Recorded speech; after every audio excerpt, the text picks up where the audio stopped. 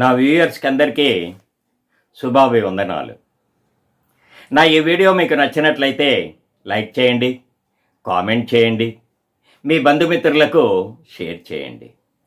ఇంతవరకు నా ఛానల్ని సబ్స్క్రైబ్ చేయకుండా ఉంటే దయచేసి సబ్స్క్రైబ్ చేసి నన్ను మరింత ప్రోత్సహిస్తారని ఆశిస్తున్నాను.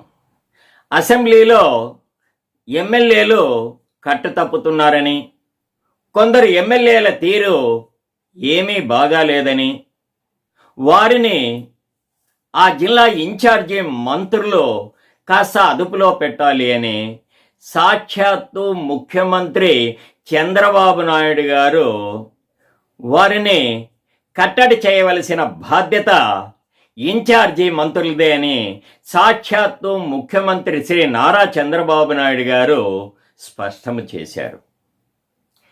ఎమ్మెల్యేల తీరు గమనిస్తే వారు అసెంబ్లీ లోపలే కాదు, అసెంబ్లీ బయట కూడా కట్టుతప్పుతున్నారు. వారు ఇష్టం వచ్చినట్లుగా ప్రవర్తిస్తున్నారు. మరి వారు ఇలా ఇష్టం వచ్చినట్లుగా ప్రవర్తించడానికి సాక్షాత్తు అధినేత మాటలే ఖాతరు చేయకపోవడానికి కారణం ఎవరు? అసలు తప్పు ఎక్కడుంది? ఎమ్మెల్యేలు ఇంతగా రెచ్చిపోవడానికి, అధినేత మాటలు కూడా పెడచెవిన పెట్టడానికి కారణాలు ఏవి? అసలు దీనికి మూల కారణము ఎవరు? జరుగుతున్న పరిస్థితులను జాగ్రత్తగా గమనిస్తే తెలుగుదేశం పార్టీకి, తెలుగుదేశం ప్రభుత్వానికి మధ్యన దూరం పెరుగుతోందా? తెలుగు తమ్ముళ్ళు ఎమ్మెల్యేలపై ఆగ్రహంగా ఉన్నారా? పార్టీలో క్రమశిక్షణ కట్టు తప్పుతోందా? మరి పార్టీలో క్రమశిక్షణ తప్పడానికి, తెలుగు తమ్ముళ్ళు ఆగ్రహంగా ఉండడానికి కారణము ఎవరు? గతంలో ఒక రాజకీయ పార్టీకి, ప్రభుత్వానికి చాలా దగ్గర సంబంధం ఉండేది, అవినాభావ సంబంధం ఉండేది. పార్టీ అంటే ప్రభుత్వము, ప్రభుత్వం అంటే పార్టీ అనే విధంగా చాలా దగ్గర సంబంధాలు ఉండేవి. కానీ రాను రాను పార్టీకి, ప్రభుత్వానికి దూరం పెరుగుతోంది. ఇంతకుముందు పార్టీలో కష్టపడిన వారికి, పార్టీ జెండా మోసిన వారికి ఎమ్మెల్యే టికెట్లు కానీ, ఎంపీ టికెట్లు కానీ లభించేవి. ప్రభుత్వంలో నామినేటెడ్ పదవులు కూడా పార్టీలో కష్టపడిన వారికే లభించేవి. కానీ రాను రాను పార్టీల వ్యవహార శైలి మారుతోంది. గతంలో జిల్లా అధ్యక్షులు, జిల్లా కార్యదర్శులు, ఆ జిల్లా కమిటీ, ఆ జిల్లాలో ఎవరికి ఎమ్మెల్యే టికెట్లు కేటాయించాలి, ఎవరికి ఎంపీ టికెట్లు కేటాయించాలని అందరూ సమిష్టిగా కూర్చొని ఒక అభిప్రాయానికి వచ్చి ఎవరి పేర్లైతే అధిష్టానానికి రెఫర్ చేసేవారో వారికే పార్టీ పదవులు, వారికే ఎమ్మెల్యే టికెట్లు కానీ, ఎంపీ టికెట్లు కానీ లభించేవి. పార్టీ పదవులు కూడా వారికే లభించేవి. అంతా ప్రజాస్వామ్యబద్ధంగా జరిగేది. పార్టీలో ఎవరైతే కష్టపడ్డారో వారికే ప్రభుత్వ పదవులు లభించేవి. కానీ రాను రాను ఈ పరిస్థితి మారుతోంది. ఎవరైతే అధిష్టానము దృష్టిలో పడింటారో, ఎవరైతే అధినేత కనుసన్నల్లో ఉంటారో వారికి మాత్రమే పార్టీ పదవులు లభిస్తున్నాయి.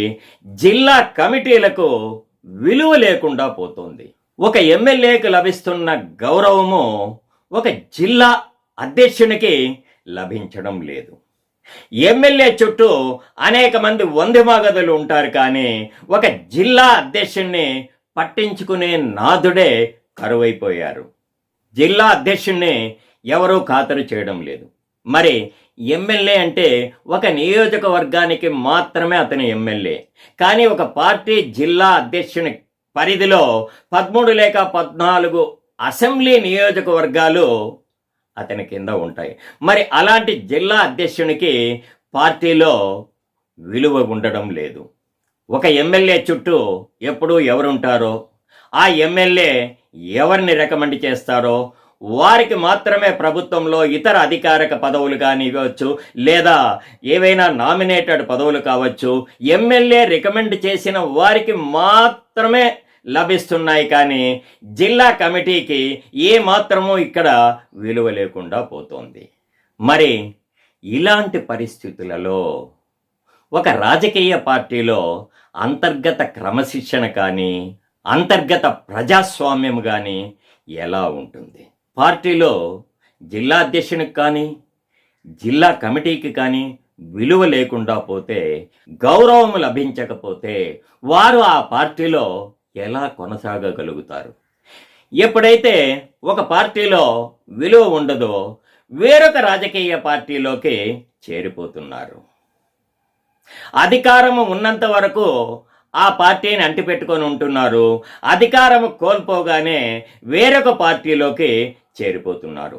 అందుకే ఈ మధ్యన ప్రతి రాజకీయ పార్టీలోనూ ఇలాంటి జంపు జిలానీలు ఎక్కువైపోతున్నాయి.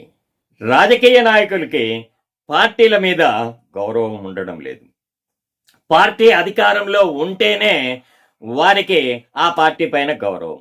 ఒక్కసారి అధికారం కోల్పోగానే ఆ పార్టీని తినేసిన విసరాకని విసిరేసినట్లుగా విసిరేసి వేరొక పార్టీలోకి చేరిపోతున్నారు. మరి ఇలాంటి వారికే వేరొక పార్టీలో కూడా ఆహ్వానం లభిస్తోంది. ఘనంగా స్వాగత సత్కారాలు కూడా లభిస్తున్నాయి.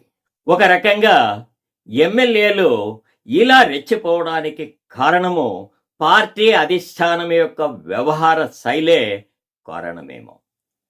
ఏ రాజకీయ పార్టీ అయినా కూడా పార్టీ నిర్మాణము పటిష్టంగా ఉంటేనే, పార్టీలో అంతర్గత ప్రజాస్వామ్యము వర్ధిల్లితేనే ఆ పార్టీ ప్రభుత్వంలోకి వచ్చే అవకాశం ఉంటుంది.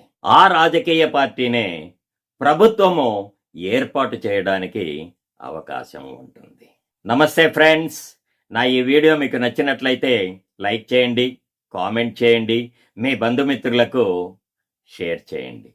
ఇంతవరకు నా ఛానల్ని సబ్స్క్రైబ్ చేయకుండా ఉంటే సబ్స్క్రైబ్ చేసి నన్ను మరింత ప్రోత్సహిస్తారని, ఆదరిస్తారని ఆశిస్తున్నాను. ఇలాంటి మరిన్ని వీడియోలతో మళ్ళీ మీ ముందుకు వస్తాను. నమస్తే ఫ్రెండ్స్.